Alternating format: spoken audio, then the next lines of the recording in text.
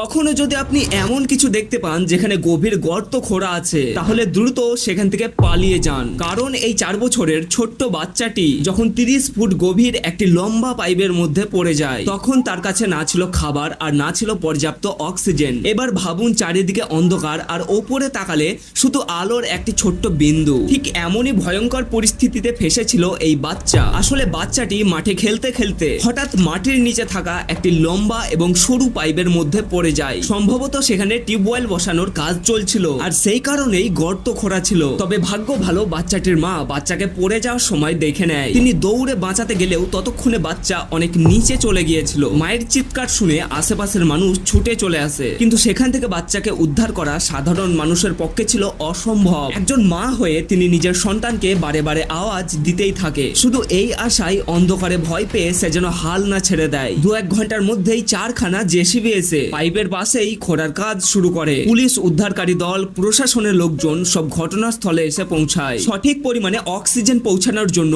প্রায় 5খানা oxygen tank ব্যবহার করা হয়। অবশেষে 9 ঘন্টা কঠোর পরিশ্রমের পর বাচ্চাকে নিরাপদে উদ্ধার করা হয়। বাচ্চার সাহসিকতাকে সম্মান জানাতে ফলো বা সাবস্ক্রাইব নিশ্চয় করবেন।